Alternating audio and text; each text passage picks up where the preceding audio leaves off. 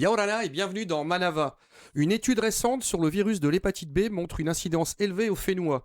Nos invités du jour nous parlent de cette situation alarmante et de la façon d'y faire face. J'accueille aujourd'hui Bertrand Condat, qui est gastro-entérologue au CHPF, Touanenei Nari, qui est le maire de Rapa, Fadi Chaktoura, qui est gastro-entérologue à la clinique Paufey, et Madeleine Ingrand, qui est vice-présidente de l'association Trans-Hépat. Ravi de vous accueillir tous les quatre sur ce plateau. Merci d'avoir accepté notre invitation. Bertrand, quelques mots. Qu'est-ce que l'hépatite B et quelle est la situation au Fénois? Alors, l'hépatite B, comme son nom l'indique, c'est une maladie du foie due au virus de l'hépatite B. Alors, c'est un virus au Fénois, historiquement, avant l'ère de la vaccination, les gens l'attrapaient à la naissance ou dans les premiers mois de vie, transmis de la mère à l'enfant.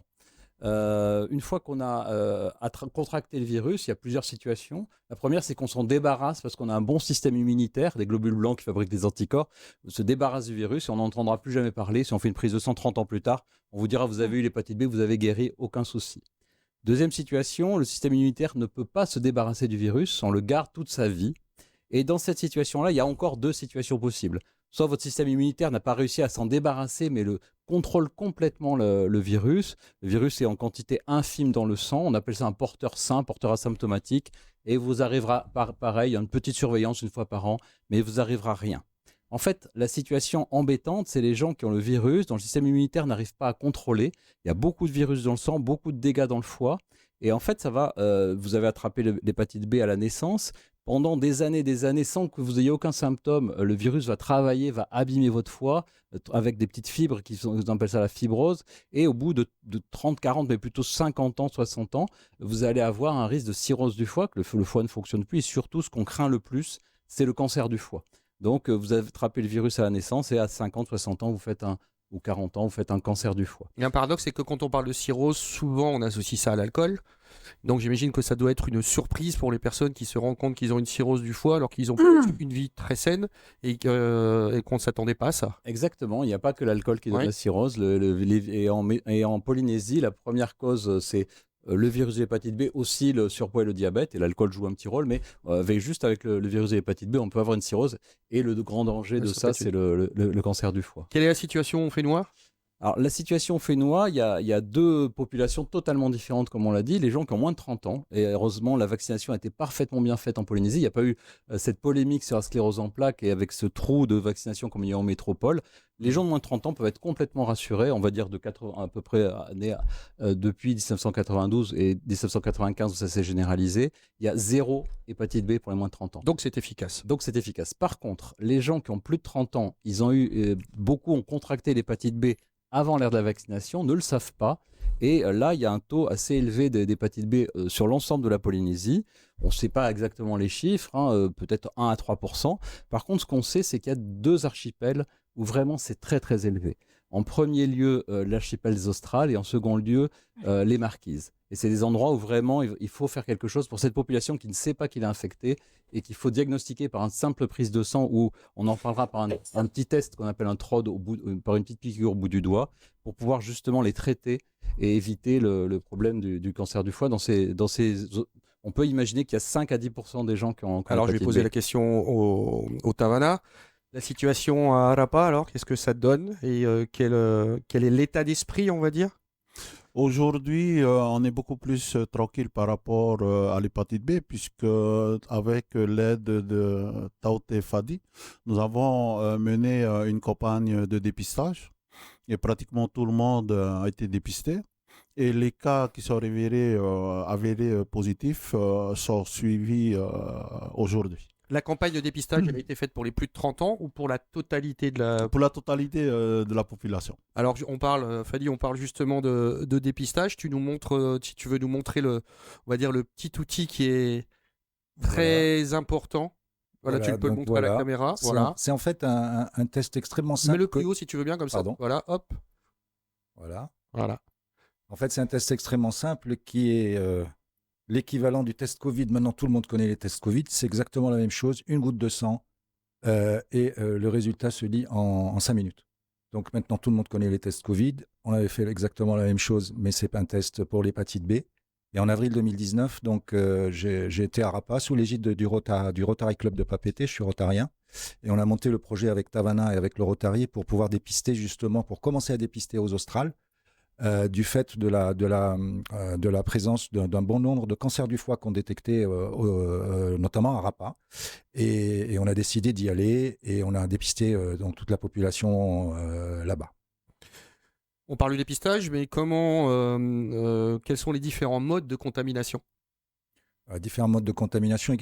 Essentiellement, en Polynésie, c'est une contamination qu'on appelle verticale, c'est-à-dire que c'est une contamination à la naissance.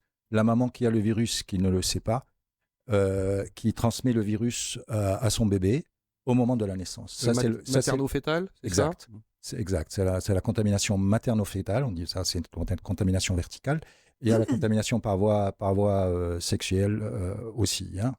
La contamination par voie sanguine, maintenant, pratiquement nulle, puisque toutes les poches sanguines de transfusion sont testées. Alors Madeleine, toi tu es la vice-présidente de l'association Trans-Hépat. Tu nous en parles un petit peu? Quelles sont ses missions? Grâce à Tauté qu'on a fait toujours avec nos groupes de Trans-Hépat, on fait des émissions, on partage beaucoup de ça, quoi, pour parler beaucoup de la maladie pour nous, quoi. Vous voulez sensibiliser les gens pour qu'ils comprennent, justement qu'on leur montre que le dépistage se fait en 5 minutes, que c'est facile, ce genre de choses? Oui. Bah, on est obligé d'en parler parce que c'est notre rôle de les prévenir, parce que si tout maintenant c'est ouvert à tout, maintenant il y a juste à aller. Bon, il y en a maintenant les infirmières, ils font ça, quoi. Toi, tu as eu l'hépatite B? Ah non, ça j'ai même eu cirrhose, tout ça. Non, c'est un truc. C'est ce que Tauté nous expliquait, c'est que tu l'as eu. Tu t'en es rendu compte à quel moment? Quand j'ai eu mes 30 ans. Et après, ça fait petit à petit, j'ai attrapé cirrhose. Et puis après, dans les cirrhoses, voilà, c'est parti pour une maladie grave, quoi. Donc j'imagine que tu partages ton expérience au sein de l'association avec d'autres personnes? Oui, on n'a pas beaucoup de ça parce que moi, j'ai fait partie plutôt des problèmes d'hépatique, quoi. Bertrand, alors quels sont les symptômes? Parce que on voit qu'on peut vivre plusieurs années sans le savoir, c'est si j'ai bien suivi. Quoi. Et quand on prend l'exemple de Madeleine, on va dire c'est concret. Alors quels sont les symptômes et quels sont peut-être les facteurs aggravants? Tu avais commencé à en parler, mais je veux bien qu'on développe. Pour les symptômes, c'est exactement ça, c'est-à-dire qu'il n'y en a pas. Et c'est bien le problème. C'est-à-dire qu'en fait, on va se dire cette personne peut avoir l'hépatite B. Alors, pour plein de raisons. Par exemple, ne serait-ce parce qu'il vient de nous, il vient des Australes ou des Marquises. Et ça, c'est la première raison. Mais ça peut être aussi parce que sur la prise de sang, il y a un peu de conséquences au niveau du foie, mais uniquement sur la prise de sang. Et à ce moment-là, on va faire une prise de sang qui confirme l'hépatite B ou un test au bout du doigt. Donc, c'est un peu le danger de cette maladie, c'est qu'on peut l'avoir sans le savoir. Et donc, tant qu'on ne fait pas de prise de sang, on ne saura jamais qu'on l'a. Il n'y a pas des signes, on va dire, physiques ou j'allais dire neurologique peut-être pas, mais de fatigue, de ce genre de choses? Non, quasiment pas. Quand il y a des signes, c'est que déjà vous avez une maladie grave. En fait, c'est ça le problème. C'est que si vous avez un cancer du foie, il y aura des signes. Mais ce qu'on veut, c'est dépister 10 ou 20 ans avant pour éviter cette situation, diagnostiquer 10 ou 20 ans avant. Et donc, il n'y a pas de signe. Facteur aggravant? Facteur aggravant, dans les maladies du foie, c'est toujours les mêmes. Si on a une hépatite B, et qu'en plus on a du diabète ou de l'obésité, et qu'en plus on boit de l'alcool, évidemment tout ça s'aggrave l'un avec l'autre et ça aggrave la situation. Voilà. C'est ce qui fait qu'avec les problèmes qu'on peut avoir de surpoids, voire d'obésité en Polynésie, c'est une problématique. En fait, dans l'étude qu'on avait fait pour regarder tous les cancers du foie en Polynésie, l'association la plus classique, c'était hépatite B et obésité. Cette association est vraiment dangereuse. Fadi, alors... est-ce qu'il existe un vaccin préventif? On doit le faire à partir de quel âge? Est-ce qu'il est obligatoire? Et quelle est la durée de son efficacité? Je t'ai donné toutes les questions en bloc. Alors actuellement, la réponse est très simple. Le vaccin est extrêmement efficace. Et de toute façon, chez nous en Polynésie, et heureusement, toutes les naissances sont vaccinées. Donc, dans quelques générations, certainement, il n'y aura plus d'hépatite B chez nous. On aurait éradiqué l'hépatite B par l'obligation du vaccin. Absolument. Et ça, c'est une chose formidable qui a été faite. Le problème actuel, ce sont les gens qui sont nés avant 92. 92, Il y a une ouais. partie de la population ici qui est atteinte par le virus de l'hépatite B, qui, si elle n'a pas de chance, risque, qui, si en plus elle est obèse, risque de développer un cancer. Et le fait de dépister tôt permet de donner un traitement et faire diminuer ce risque. C'est pour ça qu'on insiste énormément sur ce dépistage qui doit être fait au niveau des autorités. On sait qu'il y a un projet qui a été fait dans ce sens. On l'encourage à ce qu'il soit vraiment effectué, démarrant par les Australes, avec ce simple test extrêmement facile. Les gens savent, ils sont dépistés positifs, ils font un bilan, hein, et à ce moment-là, ceux qui doivent nécessiter un traitement, ils ont un traitement, et les autres sont surveillés. Est-ce qu'on a besoin d'un rappel ou est-ce qu'on le fait une fois, alors en plus s'il est fait bébé, on est tranquille toute sa vie? On est tranquille toute sa vie, ouais. Très bien. Est-ce que les habitants de Rapa, une fois qu'ils ont fait ce test, ont pris conscience de, on va dire, la gravité et que tout le monde s'est dit, bon là, il va falloir qu'on se soigne, il va falloir qu'on commence des traitements, qu'on fasse attention peut-être à notre poids et ce genre de choses? Est-ce qu'il y a une prise en main? Si nous sommes arrivés à mettre en place ce dépistage avec Taote Fadi, parce que moi-même, je suis un porteur du virus de l'hépatite B et ma famille est très lourdement touchée par l'hépatite B. J'ai perdu un frère et plusieurs sœurs parce qu'ils ont eu affaire à l'hépatite B. Donc, on a su qu'on était porteur de l'hépatite B seulement au décès de notre maman en 1995.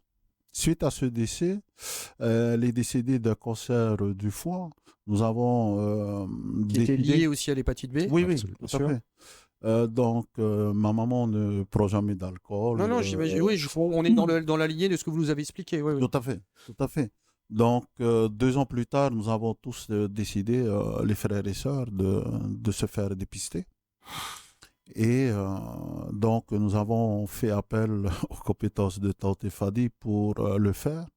Et finalement, ça s'est avéré qu'on était tous porteurs du virus de l'hépatite B. Et ce qui confirmait le décès de mon frère et de mes sœurs par le virus de l'hépatite B. Et comme c'est à Rapa, nous n'avons pas la possibilité de le savoir. On n'a pas ce qu'il faut au dispensaire pour pouvoir dire que c'est dû à l'hépatite B. C'est seulement suite au décès de notre maman que nous avons pris la décision de se faire dépister. Et maintenant, est-ce que la population suit un traitement? Est-ce que alors déjà, les bébés sont vaccinés maintenant, donc on casse Tout à fait. ce cercle. Suite à cette campagne de dépistage, donc on a identifié tous ceux qui sont porteurs et maintenant ils sont tous suivis. Ils sont tous suivis par Taote Fadi pour la plupart. Il y a 11% à Rapa, on a eu 11,4% exactement de positifs. Des nés avant 92. Des nés avant 92. Zéro, des nés après 92. Ils sont tous vaccinés, ils sont tranquilles. Mais ceux avant 92, ils sont à 11,4%. Je dois rendre hommage un petit peu quand même à Tavana, parce que depuis qu'on se connaît, il était donc au courant de cette maladie et il a su donner l'information à toute sa population. Et il faut dire qu'on a dépisté des gens, mais on aurait pu dépister beaucoup plus sans l'aide de Tavana qui, au départ et en amont, avait déjà dit à ses patients, à sa population, pour se faire dépister. Les gens qui venaient à Tahiti, il leur disaient allez vous faire dépister, allez vous faire dépister, allez vous faire dépister. Donc il y a une partie de ces gens-là qui ont été dépistés, qui sont pris en charge.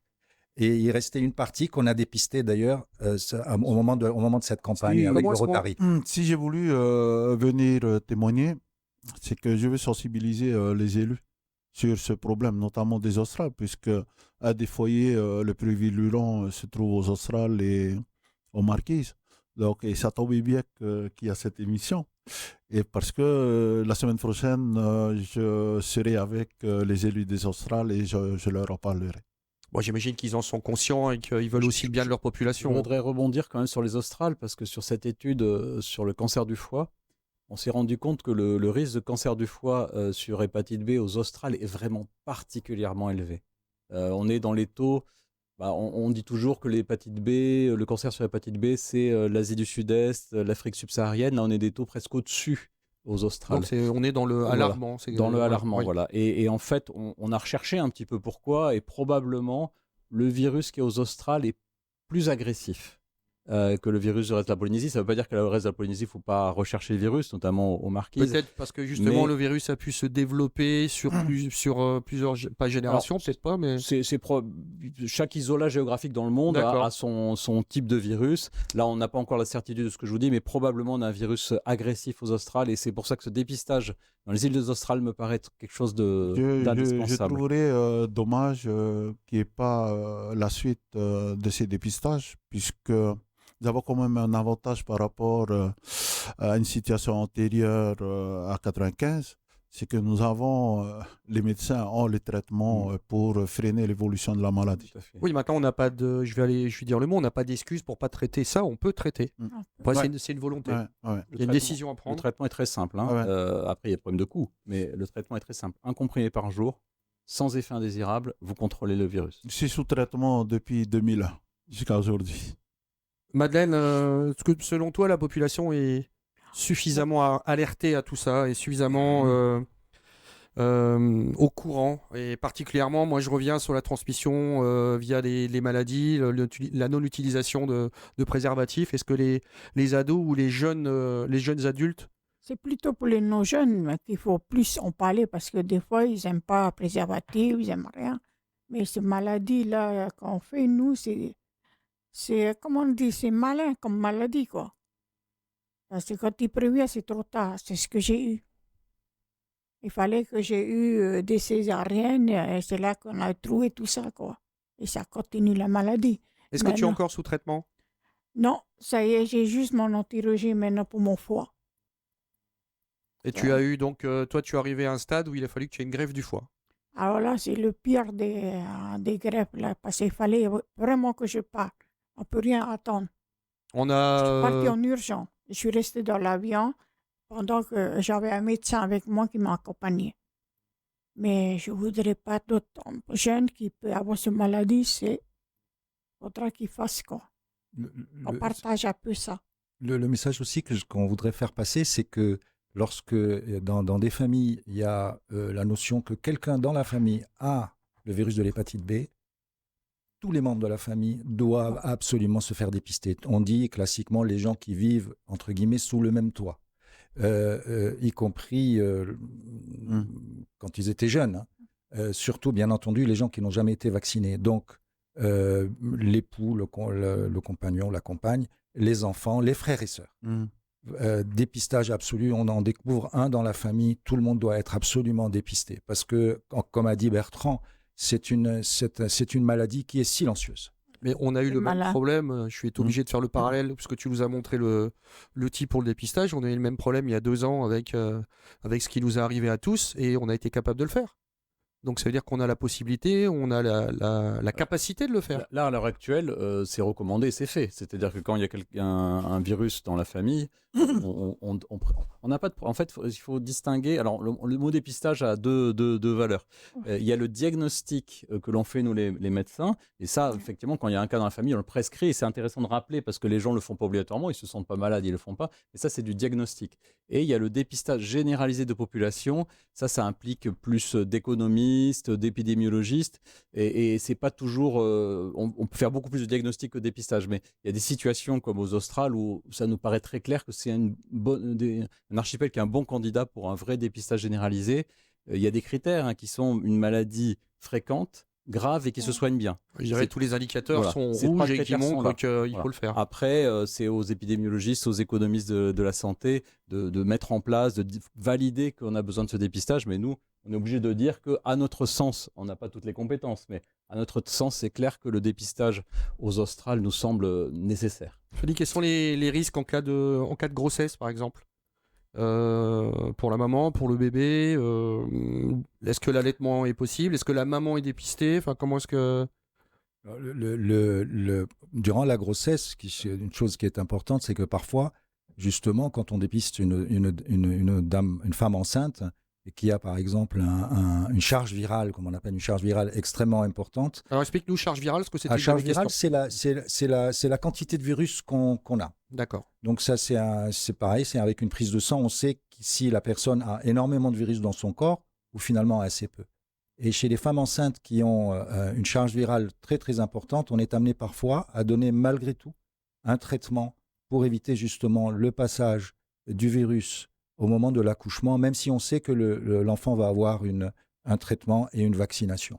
Donc pour couvrir cette période-là, on peut donner aussi un traitement à ce moment-là, à la fin de la grossesse, avant l'accouchement.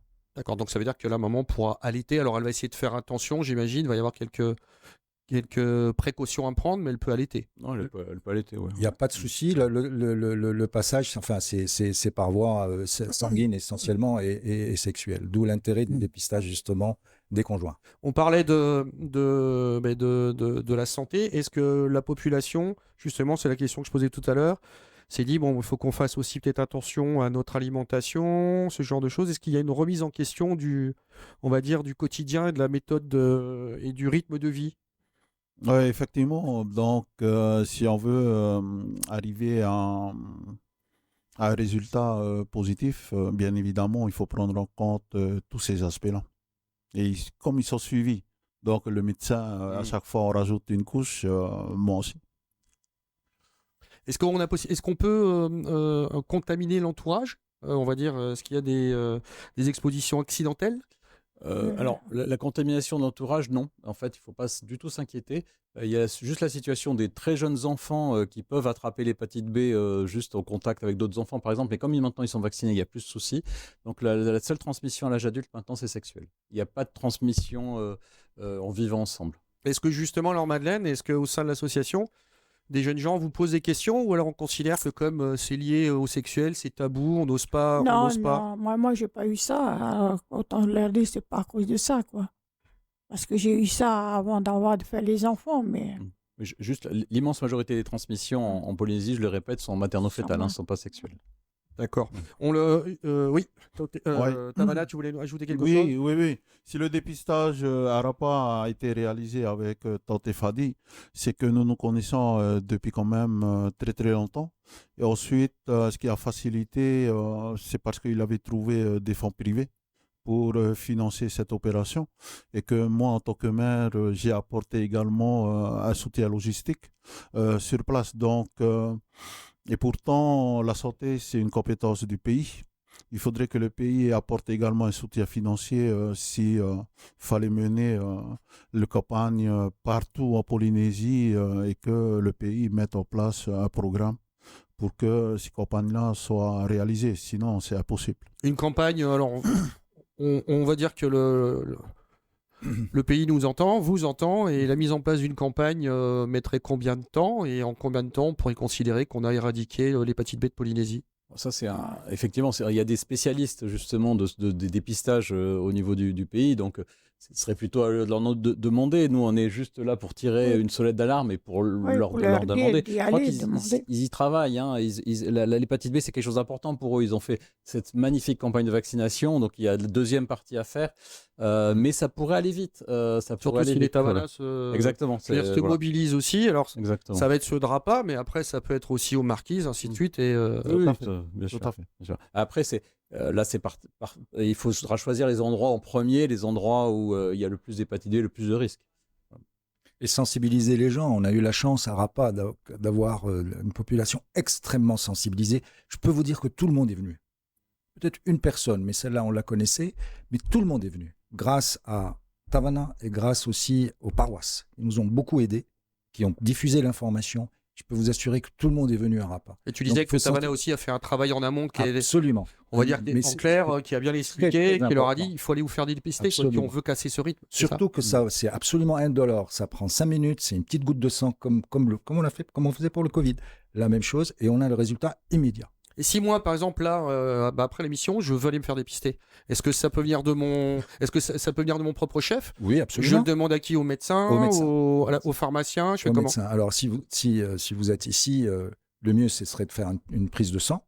D'accord. Hein, donc, c'est une sérologie avec un résultat le lendemain. On a tout de suite le résultat, oui ou non.